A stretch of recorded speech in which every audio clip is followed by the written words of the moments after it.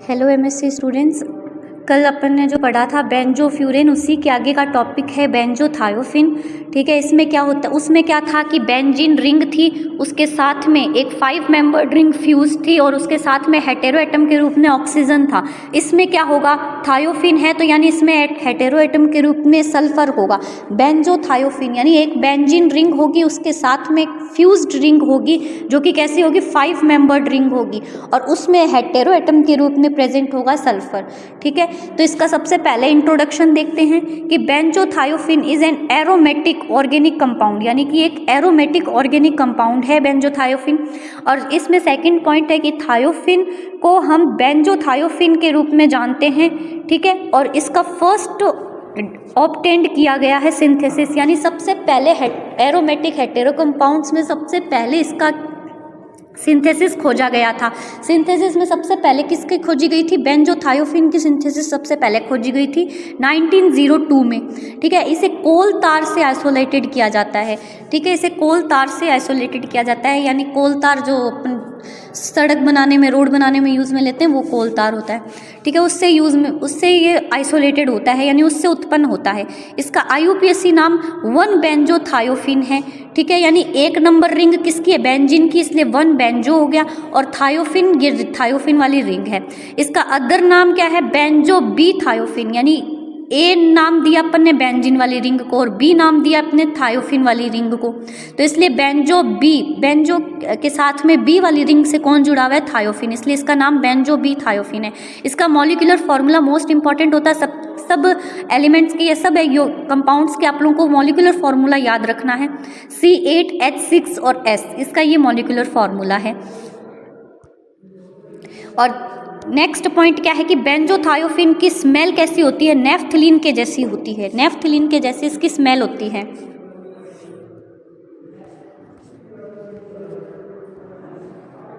ठीक है, ये अपन ने पढ़ लिया। नेक्स्ट टॉपिक, उसके बाद है नेक्स्ट लाइन की थायोफिन की जो है वो कलरलेस सॉलिड होता है और इसका मेल्टिंग पॉइंट 32 डिग्री और बॉइलिंग पॉइंट 220 और 221 होता है। ठीक है, फिर ये क्या होता है कि इसकी 3 स्ट्रक्चर पाई जाती है, 3 तरह की इसमें रेजोनेंस स्ट्रक्चर होती है, 3 रेजोनेंस स्ट्रक्चर होती है इसकी। उसके बाद देखो, एक का नाम फर्स्ट ये ओरिजिनल है, फिर ये इसकी रेजोनेंस है 1A, इसको नाम दिया 1B और थर्ड वाले को नाम दिया 1C। ठीक है, इसमें क्या होता है कि ये जो सल्फर के जो लोन पेयर हैं इसमें, ठीक है, ये इधर मूव करते हैं और फिर यहाँ पर क्या आ जाता है, सल्फर पर पॉजिटिव चार्ज आ जाएगा और यहाँ पर क्या आएगा, एक बॉन्ड फॉर्मेशन होगा। ये जो लोन पेयर है यहाँ पर एक बॉन्ड पेयर में चेंज होगा, लोन पेयर बॉन्ड पेयर में चेंज होगा। ठीक है, तो इसमें क्या होगा, यहाँ पर ये बॉन्ड पेयर बना तो ये इस कार्बन की जो है, इस वाले कार्बन की, इसकी स्टेबिलिटी कम हो गई, यानी इसमें बॉन्ड ज़्यादा हो गए। ठीक है, तो ये क्या करेगा, ये बॉन्ड इधर मूव करेगा और यहाँ पर नेगेटिव चार्ज आ जाएगा, जहाँ पर क्या होगा, इलेक्ट्रोफिलिक सब्स्टिट्यूशन रिएक्शन कंप्लीट होगी। नेगेटिव चार्ज पे क्या होगी, सब्स्टिट्यूशन रिएक्शन कंप्लीट होगी। फिर ये 1B वाला सीन में क्या है, ये इसमें भी क्या हो रहा है कि ये बेंजीन, ये वाली बॉन्ड फिर इधर मूव करेगा और ये वाला बॉन्ड इधर मूव करेगा, तो इसलिए ये वाली बेंजीन की स्ट्रक्चर बन जाएगी इसमें भी। ठीक है, ये बॉन्ड इधर हो जाएंगे, 1B में इतना ही डिफरेंस है, 1A और 1B में इतना ही डिफरेंस है। फिर उसके बाद में आता है 1C वाली स्ट्रक्चर। सबसे ज़्यादा स्टेबल कौन सी है, 1A ज़्यादा स्टेबल है, फिर 1B स्टेबल। तो इसमें देखो 1A ज़्यादा स्टेबल है, 1B उससे कम स्टेबल है और 1C वाली है वो और भी कम स्टेबल है। ठीक है, अनस्टेबल मान लो एक तरह से। तो इसमें क्या है, इसमें डिफरेंस क्या है कि इन दोनों में तो क्या है, 3 नंबर पर नेगेटिव चार्ज है, यानी इलेक्ट्रोफाइल का अगर अपन अटैक करवाएंगे, E पॉजिटिव का अपन जब अटैक करवाएंगे, E पॉजिटिव का जो अटैक करवाएंगे वो 3 नंबर पर होगा और 3 सब्स्टिट्यूटेड ये प्रोडक्ट बनेगा। इसमें क्या है, जो 1C वाले में है, इसमें क्या है कि नेगेटिव चार्ज किस में है, 2 नंबर कार्बन पर है, यानी 1 नंबर सल्फर को दे दिया और 2 नंबर इसको दे दिया। ठीक है, 1 नंबर सल्फर का हो गया और 2 नंबर इसका हो गया, तो 2 नंबर पर नेगेटिव चार्ज है, यानी इलेक्ट्रोफिलिक सब्स्टिट्यूशन रिएक्शन अगर कंप्लीट होगी तो वो 2 नंबर पर होगी।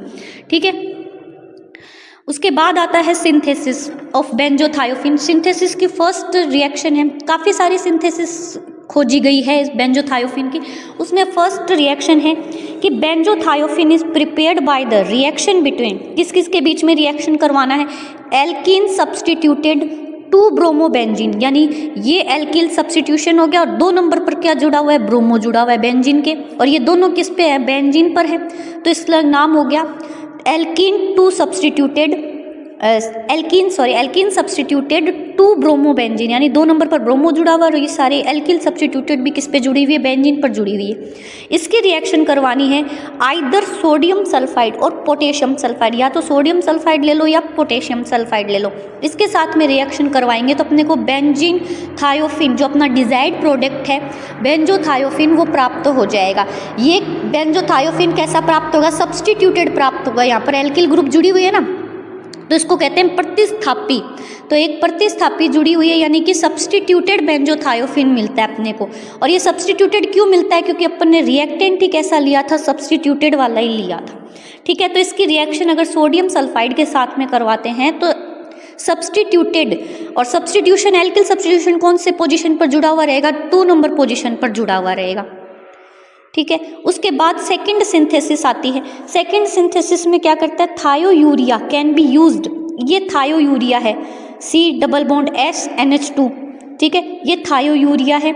इसमें क्या हो जाता है, थायो ग्रुप जुड़ा हुआ है ना, सल्फर ग्रुप जुड़ा हुआ है, इसलिए इसको थायोयूरिया कहते हैं, ठीक है।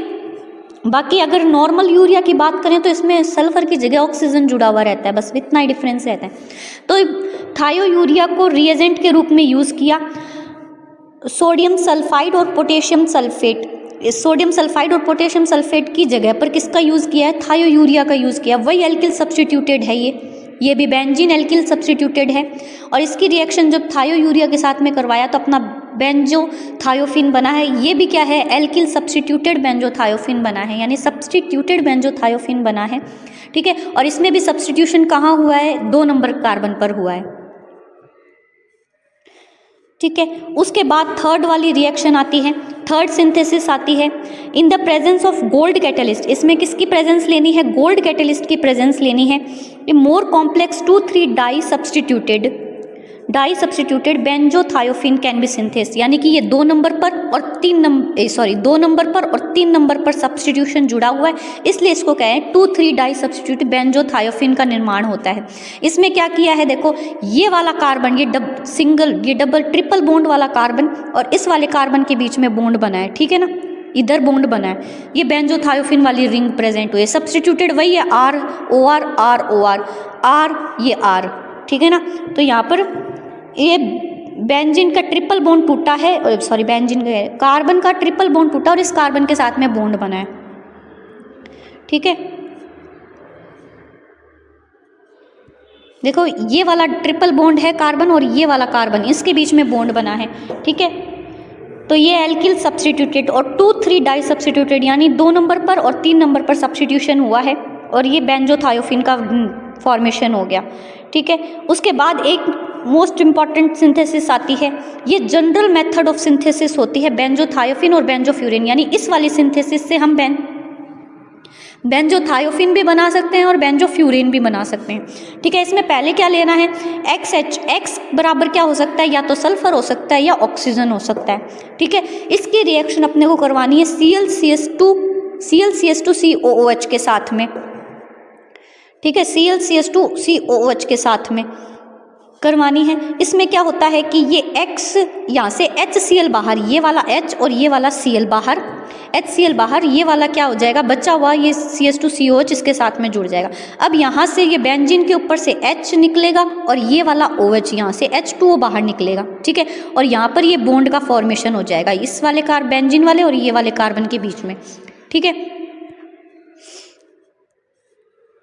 उसके बाद आगे देखो, यहाँ से H2O निकला, AlCl3 की प्रेजेंस में यहाँ ये कीटोनिक ग्रुप जुड़ गया। अब ये कीटोन बना है। अब कीटोन से हम टोटोमेरिज्म से, आइसोमेरिज्म होता है ना, टोटोमेरिज्म, इससे क्या बनाएंगे, इनोल का फॉर्मेशन करेंगे, यानी कि यहाँ पर डबल बॉन्ड और यहाँ पर OH ग्रुप, ठीक है, OH ग्रुप और डबल बॉन्ड। अब इससे क्या करेंगे, जिंक एल्केलाइन से अब चेन करवा देंगे, तो यहाँ पर क्या हो जाएगा, डबल बॉन्ड का फॉर्मेशन हो जाएगा, OH बाहर निकल जाएगा, H2O बाहर निकल जाएगा और ये फॉर्मेशन हो गया X बराबर यहाँ S हो सकता है, तो यानी ये बेंजोथायोफिन का फॉर्मेशन होता है। इसमें क्या होता है, कोई सब्सटीट्यूशन नहीं जुड़ा हुआ रहता, तो ये सब बिना सब्सटीट्यूटेड के बेंजोथायोफिन बनता है। ठीक है, बेंजोथायोफिन बनता है। नेक्स्ट आती है इसकी केमिकल रिएक्शंस। ठीक है, नेक्स्ट आती है इसकी सिंथेसिस कंप्लीट हो गई, 3-4 करवा दी। अब केमिकल रिएक्शंस हैं।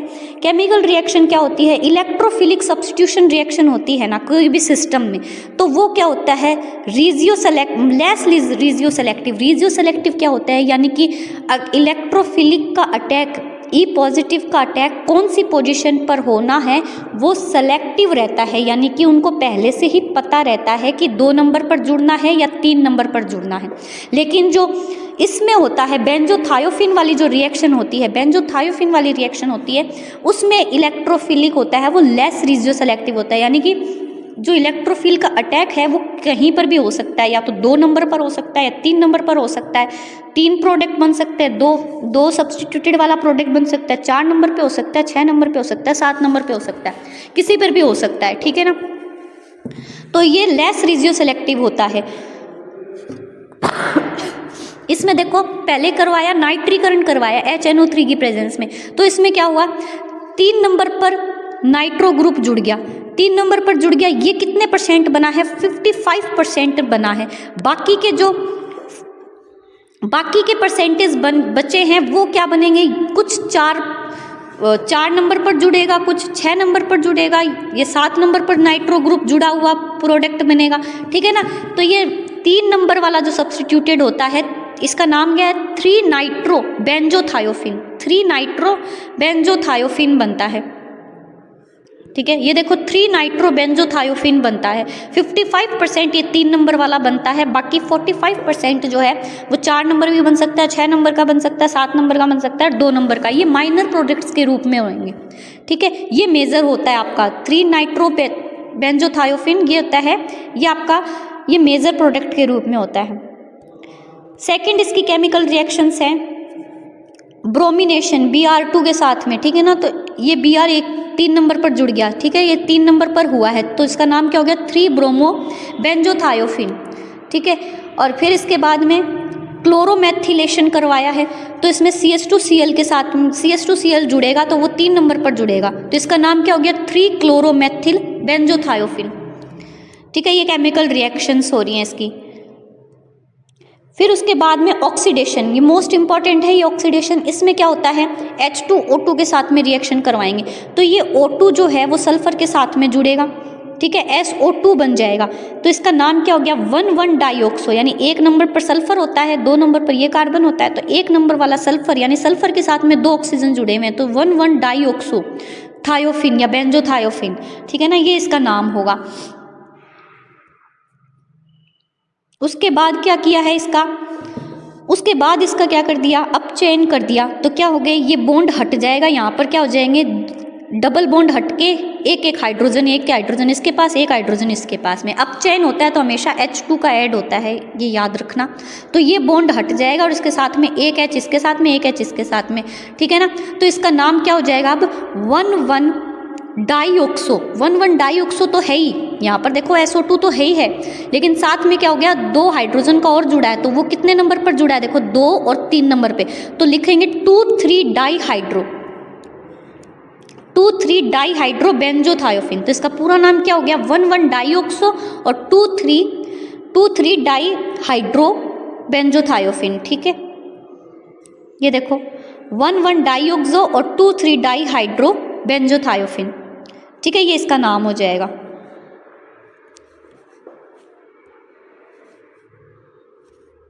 उसके बाद लास्ट टॉपिक इसका आता है एप्लीकेशन ऑफ बेंजोथायोफिन। बेंजोथायोफिन के यूजेस कहाँ कहाँ होते हैं या एप्लीकेशंस क्या होती है, तो ये होता है कि एक सल्फर कंटेनिंग हेटेरोसाइक्लिक कंपाउंड है, ये तो अपने को पता है कि सल्फर कंटेनिंग हेटेरोसाइक्लिक कंपाउंड होता है, और इसका मेडिसिनल केमिस्ट्री में यूज़ होता है, यानी मेडिसिन्स वगैरह में यूज़ होता है। फिर सेकंड पॉइंट है, among sulphur containing heterocyclic compound benzothiophene and its derivative are hot research topic, यानी कि सल्फर कंटेनिंग होने के कारण, सल्फर कंटेनिंग हेटेरोसाइक्लिक होने के कारण बेंजोथायोफिन और इसके जो डेरिवेटिव्स होते हैं वो रिसर्च के हॉट टॉपिक्स माने जाते हैं। ठीक है, रिसर्च के हॉट टॉपिक्स माने जाते हैं सल्फर कंटेनिंग होने के कारण। फिर थर्ड पॉइंट क्या है, because this candidate compound have structural similarity to many natural and synthetic molecule with non therapeutic potential, they are beneficial for production of new effective molecule in drug discovery. इसमें क्या होते हैं, क्योंकि इनकी जो बेंजोथायोफिन और बेंजोथायोफिन की डेरिवेटिव्स होती हैं, इनकी स्ट्रक्चर सिमिलर होती हैं। स्ट्रक्चर सिमिलर होने के कारण क्या होता है कि ये ड्रग डिस्कवरी में बेनिफिशियल होते हैं। ठीक है ना, ड्रग डिस्कवरी में क्या होते हैं, ये बेनिफिशियल होते हैं, ड्रग डिस्कवरी के लिए यूजफुल होते हैं। फिर क्या है, ये ड्रग्स के द्वारा ही खोजे जाते हैं। बेंजोथायोफिन का एक जो प्रोडक्ट होता है, एक डोमिनेंट स्ट्रक्चर जो होती है वो किसके द्वारा, ड्रग्स के द्वारा ही खोजी जाती है। फिर उसके बाद में नेक्स्ट पॉइंट है कि जो आपका बेंजोथायोफिन है वो as a antioxidant, anti inflammatory, anti tuberculosis, anti diabetes, anti cancer सब में यूज़ किया जाता है। एज एंटीऑक्सीडेंट के रूप में यूज़ किया जाता है ये।